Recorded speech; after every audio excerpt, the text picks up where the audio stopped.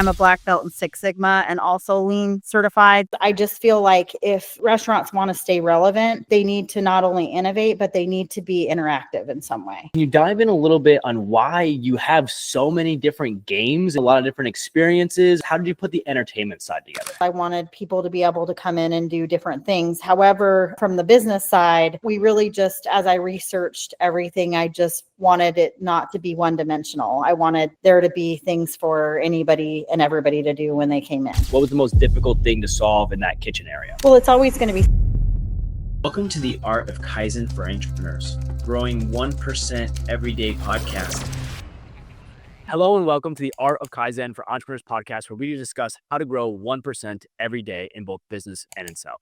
Today, we have Summer Gossett, the owner of Social Latitude in Greenville, South Carolina. Summer and her team have not only developed an exhilarating experience with games, golf simulators, and a speakeasy, they also invented an incredible, efficient, award-winning kitchen. Excited to talk with Summer about her experience in not only developing a jaw-dropping restaurant, but also an amazing entertainment center. Thank you, Summer, for joining us today. You're welcome. Super excited. I got to do a little research on your website beforehand, a little research on the business, and you guys have developed something extremely unique. I think it's absolutely beautiful how you're bringing in the entertainment with your ambiance, as well as the efficiency with your kitchen. Something that when I read into is really, really unique. Can you give me a breakdown, Summer, of kind of where this business started, where the whole idea came from, and how you developed something like this business? Yeah, so it kind of started with a trip up to Washington, D.C. during Christmas of 2020. Obviously, that was kind of a weird year for everybody, but we went up to visit some family for Christmas, and we had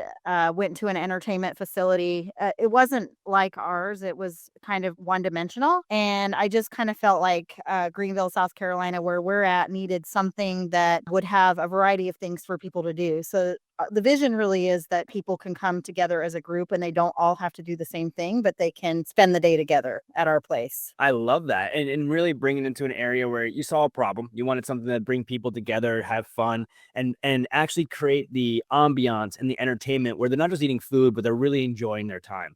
Can you dive in a little bit on why you have so many different games and all the things that did you just want a lot of different experiences, or do you want to find the best of the best? How did you put the entertainment side together? It really is partly because I wanted people to be able to come in and do different things. However, from the business side, it really just made sense that there would be different things because not everybody wants to throw an axe or not everybody's a golfer, although the sports simulators do all kinds of games. But, we do get a lot of golfers in. So we'll get couples that'll come in and he'll maybe do an hour in the simulator golfing and she'll sit at the bar and drink a glass of wine. So we really just, as I researched everything, I just wanted it not to be one dimensional. I wanted there to be things for anybody and everybody to do when they came in. I love that. I love that. And that's the front of the house. Let's go to the back of the house. Let's go to the kitchen. Now, you guys saw a little bit on your website about the efficiency of your kitchen. Under a 10-minute ticket time? Is it less than that? What's your average ticket time? About 4 minutes.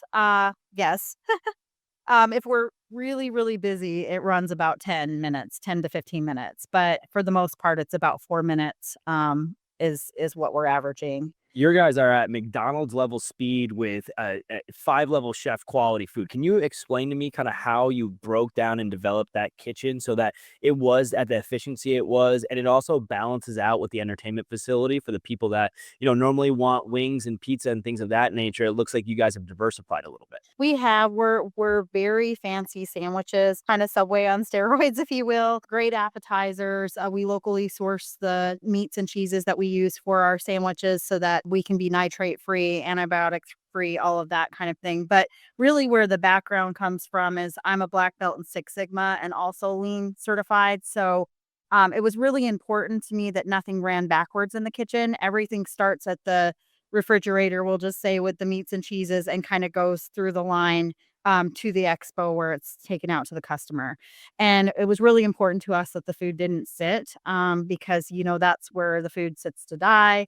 So we wanted the customers to really be able to experience that bite as if it's coming right off the line, which it does. Super, super powerful. And for the entrepreneurs and business owners listening to this right now, if you don't know the term Six Sigma, make sure you go look it up. That means 3 defects per million. And she is a black belt. This is the first time I've heard that term. That is awesome. I'm assuming it's a structured certification that you got through Six Sigma. Yes, that's correct. That's awesome. Yeah, as a business owner, as an entrepreneur, no matter where you are in the restaurant or if you're in business, studying Six Sigma and understanding how to remove your defects will automatically optimize your structure. It's not an easy process, though, right? Obviously, it takes a lot of optimization and brain power to put something like that together. A So lot of testing.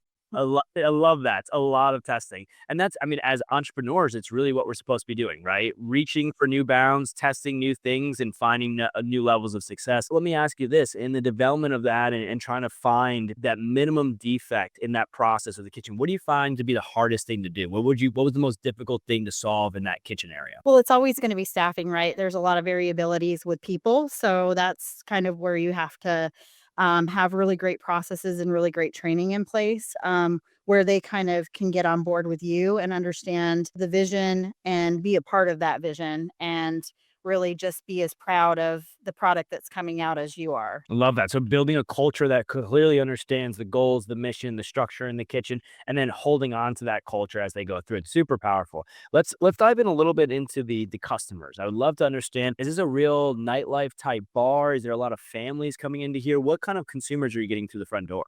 So it kind of really depends because it depends on what we have going on. Weekend during the day, yes, we're going to have a lot of families coming in. They're going to have their family time, but really then on the weekends we have different forms of entertainment. So sometimes it's a band, a local band that's really good. Sometimes it's a DJ. Some nights we'll have line dancing nights or we'll have Latin nights. We have those every week and then once a month. And so people will come in and learn those lessons. So we really get a diverse crowd depending on what we have going on in the restaurant. We wanted to build a place for everybody. So we just really tried to figure out and strategize the things that were bringing in certain demographics that could really enjoy our place all the time. Oh, I love that. And for all the entrepreneurs listening, you got kids at home, it's a great place. You're trying to get away from the kids, it's a great place, right? It works out on both sides. So really, and it's a testament to what you're developing in the business because it's very hard to please everybody. It's very difficult. A lot of people try to niche down and focus on one thing and they can become successful at that, but the scalability is limited. With your structure here, you really try to find something that was extraordinarily efficient as well as appeasing for everyone across the board. Have you found a certain customer loves the place or becomes a consistent customer more than others? Yeah, we've been in business a little over 2 years now, so we have our regulars. We have people that really just get on board with anything that we have going on, which is awesome. We do a lot of corporate events. That's the other kind of segment that we do. We're 8,500 square feet, so we have a lot of space, which means that we can bring in 200 people at one time. So there's a lot of corporate facilities in this area: GE, Michelin, BMW. Those are some of the big names that come in and do parties or happy hours or things like that with us. And so that does tend to bring people that haven't been in the space before to become regulars after they've had one of those corporate events with us. I'm very curious. So these corporate events, is everybody just huddled around the golf simulator or they run into the speakeasy in the back? They're everywhere. So yeah, the speakeasy fits about 20 people. It's 1920s themed. So for the corporate events, a lot of times maybe management will hang out back there, or if they're doing awards, maybe the people that won awards that year will be hanging out back in the speakeasy. But then you've got people in the simulators, people in axe throwing, people in the arcade, people just sitting in the social lounge. We have karaoke all the time. So a lot of times, I love to see how people spread out and kind of choose their own adventure. I love that. You're selling me every second that I have to drive up to North Carolina now. I'm sorry, South Carolina, and be able to see this location because it really is something different. And the animation that you have as the business owner behind it, and your desire to find the efficiency and be welcoming to everyone is just heartwarming. Truly, it is. Let's dive into a little bit of your uniqueness. I'd love to compare you to some of the other entertainment facilities that sell food as well. So, like a Headpins or a Bowland, if you're down in the state of Florida or in the South. How does this concept compare to those? And is there anything when you're looking at those competitors that you wanted to separate yourself? Any specific uniqueness? Yeah, so how we compare, I guess, is a lot of those places do have maybe an arcade. So that would be like maybe a common denominator between us and like a Dave and Buster's or something like that that's more corporate. We also a lot of times get asked if we are corporate owned, if we're a franchise because of the way that our place looks, the way that it's branded, some of the unique things that we've done inside the space. We have projection mapping on the walls and things like that and on the bar. So things that make us a little bit different, but make us look like we are corporate owned. We get asked all the time. What makes us really unique and different is our food, hands down. Like nobody goes to some of these places for the food. They usually eat beforehand or they'll come and play and then eat afterwards. I heard it for a year and a half that people were coming in. I'd welcome them. I'd sit at the desk and just, welcome people coming in and ask them how they heard about us. And then also, figure out whether they were going to eat with us. And I was finding that they were either eating beforehand or after. And we did a lot of food festivals. We leaned into a ton of food festivals in Greenville to try to get our food in people's mouths. And now we're getting people that come just for the food. So I would say that that's how that really sets us apart from other entertainment venues. And such a great variety of food. I'm looking at your menu right now. Everything from meat and cheese quesadillas to hummus plates to you have a whole kids menu here. Like really a great separation of the food. And as you said, if it's coming out in 4 to 5 minutes, it's extraordinarily efficient and fresh on the table. I love this. I got to ask you, you've developed something here, 2 years in business, developed something that's obviously crushing it, right? You have an 8,500 square foot location. You're doing corporate events. You have people coming in left and right.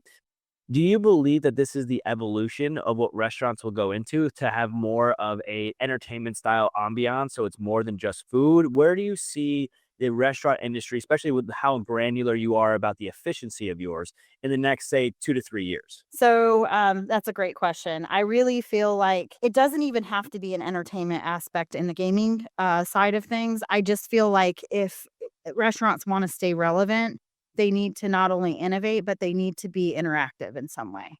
So whether that's, like I said, we do projection mapping on the bar where somebody can set their drink down and maybe a fish, swims by it or something like that. But I think that it's just so important for restaurants to find some kind of way that their customers can interact because that is what is going to get customers to speak about them, right? And everything's on TikTok or Instagram or Snapchat. And really, we found that by having those unique experiences and people talking about them, they become our sales force. And that has brought other people coming in just to see like what's going on. What are we going to do next? That kind of thing. Leveraging your location, the ambiance, and the uniqueness of your specific location to create a positive word of mouth that develops. Because we all know word of mouth is the best form of advertising. Yes, word of mouth manipulation has changed over the last, few decades. But at the end of the day, the only way for you to survive as a restaurant is if your one customer tells 2 customers and then still returns to your location, right? And positive. Things. Yes, you can't be saying negative things. Five one-star Google reviews for a restaurant will pretty much put it out of business nowadays, right? So it's a beautiful thing that you've put together. Let's move over a little bit to you as an entrepreneur. I like to understand a little bit about obviously the fact that you came on here and brought up Six Sigma and the efficiency and the structure that you put into the kitchen itself gives me a clear understanding that you love your testing, you love data, you love understanding what's most efficient and what works the best. Throughout your trials and tribulations of building this restaurant, for the listeners out there, the restaurant owners and the entrepreneurs, is there a lesson that you learned that you'd like to share with the listeners here that could maybe help them on their journey of building something like what you have? Yeah, I mean, I think that there is a lot of trials and tribulations to owning a restaurant. You're really working with razor thin profit margins. One of the things that's been very challenging is, I think, for 2 things. There's an insurance crisis in South Carolina, so that's been one of the things that has been impactful for restaurants. We've been able to kind of overcome that because we do have games, and it is really comes down to a percentage of sales, the liquor versus the food and the games and things like that. So we've been able to fortunately kind of help weigh that out a little bit. The other thing I think that's broken in this industry is tipping. I've been racking my brain on how to solve that problem, but how we've done that is we have paid people a little bit more so that they're not having to live on the tips, right? And then we've tried to help educate customers of the fact that people in this industry aren't really getting a livable wage to start. So that's kind of a double-edged sword, but what happens in that scenario is we do wind up with razor thin profit margins. And so that is something that we've had to overcome and just really become very, very efficient and lean again on what we're buying as far as like our supplies and things like that in order to properly manage the profit and loss statement that way. And for the listeners out there, how powerful is this? She explains how her profit margins are thin, how she's supporting her employees more than most other restaurants. And previously, you brought up that you're locally sourcing your food. So not only are you helping the local community, you're helping the employee base that you have and you're taking it to the chin as a business owner because,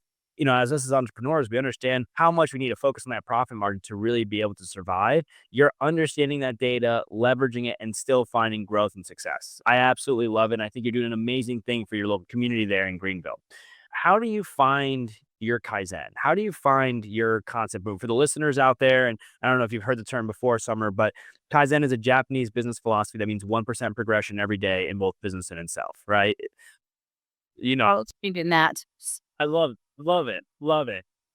How are you specifically, the day by day activities? You're obviously in the restaurant, you're making it more efficient, you're working through it. You have a life, you have a husband that works in the business with you. How do you personally, as an individual, find your Kaizen? It's being there, I think. I don't know, like, if every owner of a restaurant is always there all the time. We're not always there all the time. Like, we work on our business versus in it, but I feel like it's very important for us to be there on maybe a busy Friday night or a busy Sunday or something like that so that we can watch, we can interact with the customers, we can really try to figure out like the culture that we're conveying with our staff. Is it coming across to our customers? Are we really just making an impact end to end, from start to finish in the restaurant? So I think it's important for business owners to be in the business a little bit and just to really listen not only to their employees, but to their customers and try to just bridge the gap between both sides. Getting your hands dirty every single day, hopefully not burning yourself in the back of the or in the kitchen back there. But in general, being there and being involved, especially, and again, if you guys have heard any of these other podcasts, especially with the last restaurant owners, it's culture. It's developing a culture and standing by that culture and ensuring that culture is being enacted throughout all the employees as well as the customers, right? You have a line that you draw in the sand of how people should respect each other within a business, and you're developing that internal to the culture of the business. I love every part of it. I think that you guys are running something amazing. I'm hoping that you guys are in the opportunity for me to come up and see you in the next few months where I can get up to Greenville, South Carolina. If there's somebody in the Greenville area right now, what's your address? How do they find you? What's the best time to show up? Do you have an event coming up recently that you'd like to promote? So we have so many events. Like every weekend there's something going on. So definitely social media is the best way to see that, or our website. We stream them right to the website so that people can find them. But we are our address is 1812 Woodruff Road. Anybody in Greenville is going to say Woodruff Road is a road to avoid, but you don't even have to go down Woodruff Road to get to us. I say we're on the corner of Butler and Woodruff Road in Greenville. So, but yeah, Social Latitude Playground and Pub, and we're on the corner of that building on the corner of Woodruff and Butler. Love that. All that information, her website URL, her address can be found below in the description. If you're in the local area, make sure you go and meet Summer and her team. The restaurant looks amazing. The food looks great. The entertainment looks through the roof. You probably find me in the front getting food, in the back in the speakeasy afterwards. But Oh yeah. Summer, thank you so much for your time. One last question for you as we finish this off. As you're going through this and you're in your second year of business and you're developing everything that you've had and you continue to push forward, what is the main driver for the energy towards the business? What is your why? Do you have a big goal of this business? Do you want to open multiple locations? Do you want to pass something down to potentially your family? What is the why behind everything you're doing? I think, yeah, like we do want to open up multiple locations. We have built it to where people ask all the time, like, are you corporate? Are you franchise? Do you have franchise opportunities? We have been really working on tightening the screws on this location to make sure that, everything's running efficient. We have processes in place and the culture that we want. Our most of our employees have been with us the whole 2 years, so that says a lot. And we would love to open multiple locations, at least in the Southeast, if not, further along. I love that. And I respect everything that you've done before. You brought up some incredible topics. The listeners out there, if you haven't heard of Six Sigma, if you haven't heard of Kaizen, obviously Summer here has developed an amazing restaurant, amazing entertainment facility, leveraging the concepts of these aspects of reducing error, finding your progression, finding the way to improve every single day, and putting it into her business and into the culture of her company. So again, you'll find all the information below in the description. Make sure you go check out her restaurant. Make sure that you guys are hanging out at I know personally, I would be at that little golf simulator. I think that as I keep panning over, I'm looking at your website because there's a video playing and there's so much cool stuff happening there. It gets me excited. So Summer Latitude, I'm sorry. Sorry. Cut that out, team. Thank you. Social Latitude in Greenville, South Carolina. Make sure you go check it out. Information is below. Summer, thank you so much for your time. We really do appreciate it. And if you finish this video, make sure you like, comment, and subscribe, and we'll see you on the next one.